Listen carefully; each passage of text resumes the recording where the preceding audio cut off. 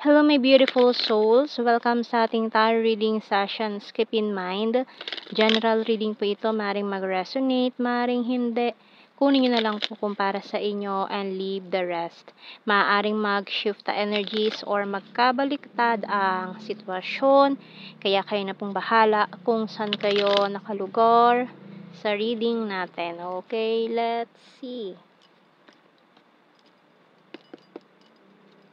So we have here the high priestess, the high priest, and the king of wands. We also have here the knight of swords and the queen of swords. Shadow side or the devil, eight of pentacles. Eight of cups and the two of cups. So yung bottom card is the star. So, may specific signs tayo dito ng strong Aquarius and Capricorn energy. Ayan. Air and fire din. And meron din mga earth signs and water. Okay, tingnan natin anong message ng Archangel natin dito. Kasi mukhang someone dito ay obsessed pa rin sa'yo. Ayan, anong message ng Archangel. So, kahit nag-walk away ka na sa buhay niya or ikaw, kung sino man ito nag-walk away, kahit na nag-walk away na siya sa buhay mo, hindi ka niya makalimutan. Kumbaga kahit isubsob niya yung sarili niya sa trabaho, pilit kanyang kalimutan, pero wala. We have here Brilliant Idea by Archangel Ariel. Yes, your idea is divinely guided. Please take action to bring your idea to fruition. So, kung ano man itong mga plano mo ngayon sa buhay, go for it. Kung mga may pinaplano ka man ngayon na simulan, na gawin, ayan, ipagpatuloy mo lang yan. It's a go signal for you. Okay, so tingnan natin mga messages natin sa tarot messages. Oracle cards. Kung siya man na nag-walk away sa buhay mo, so matindi yung panghihinayang niya ngayon na ginawa niya yun. Kasi parang nawalan siya ng ng tiwala sa connection na to kasi maraming hadlang din. Maaaring pati family members na kigulo dito, maaaring may mga religion din na magkakaiba. Hindi accepted sa family yung ganun, kaya parang napilitan siyang bumitaw or iwan ka, mag-walk away sa'yo. Pero kahit anong gawin niya, hindi ka makalimutan itong taong to eh. I watch you from afar. So, nag-i-stalk pa rin yan sa'yo. Kahit pa sabihin natin, in-ignore ka na niya, nag-walk away na siya sa buhay mo, still, this person, pinagmamasdan ka pa rin niya sa malayo.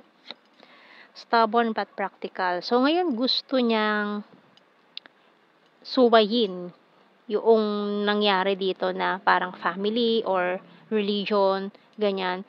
Gusto niyang sumaway, no? Pero mas pinili niya magpaka-practical na lang. Kasi parang wala pa siyang magagawa. Feeling left out in the cold. Can't let you go.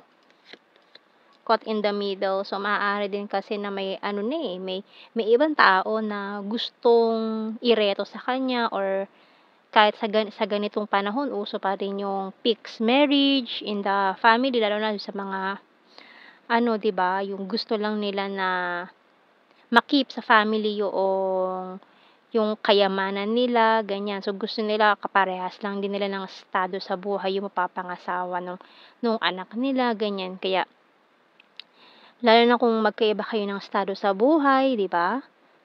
Kaya talagang hadlang ang mga tao sa paligid. Pero namimiss ka niya.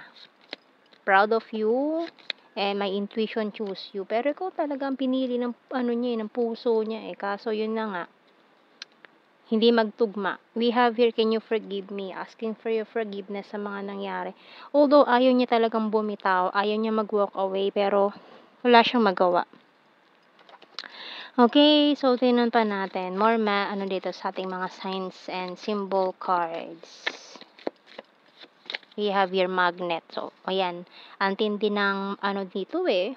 Magnetic pole. Naghihilahan kayong dalawa ng energy.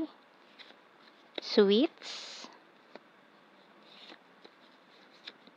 binocular. So, talagang pinagmamasan kanya from afar, from a distance. Money and broom. So, maaari din kasi na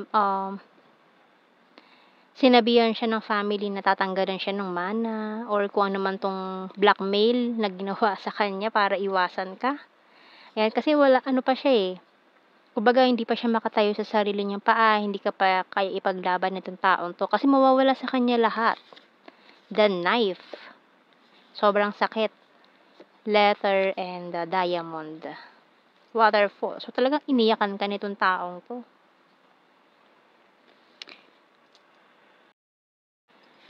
So, tingnan natin more messages natin dito sa The Hidden Truth, Oracle Cards. I want you.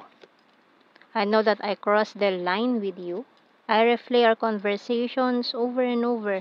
So, yun na lang ang ginagawa niya, no? Basahin yung mga old messages nyo. Just being near you is intoxicating. So, feeling niya na overwhelmed siya sa energy, pero this person is still hindi pa rin siya makaget over sa'yo. Obsessed tong taong to. And ayan, gusto niya pa rin na magkasama kayo. Sa huli, kayo pa rin. So, I wish I had treated you better. I know I messed up everything. So, maaaring pinangakuan ka na nitong taon to, pero hindi niya pala kayan to pa rin. I know I was a distraction from your pain, and you speak to me through music. So, yan, maaaring lagi lang siya nagpapatugtog ng mga songs na nakakapagpaalala sa'yo. Kung may team song kayo, ganyan. So, kuha tayo ng mga initials natin. Pwedeng initials ng mga pangalan nyo. Enye and P, Q, V, U, F, D, W, and O, K, N, H, bottom card. So, let's see sa ating blue card. We have here, uy! Pero all strings attached and true love talaga to. Nako. Mahirap kalimutan, no? And manifestation. So, talaga minamanifest pa rin niya na magkaroon ng himala para sa connection nyo nitong taong to. Ayan. So, tingnan natin sa ating general signs and messages.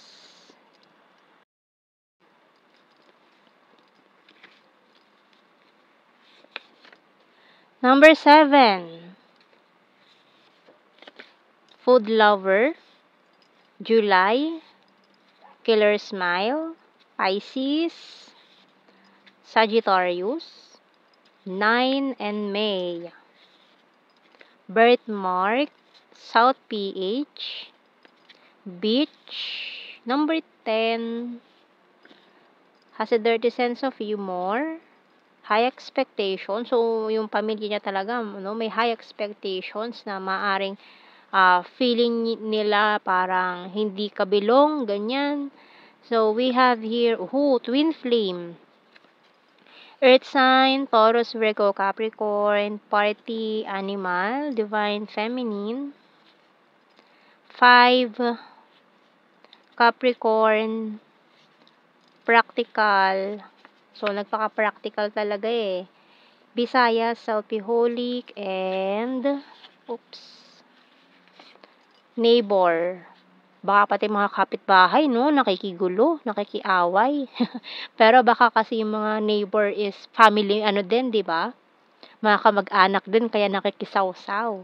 So, we have here travel, Aquarius, and smart.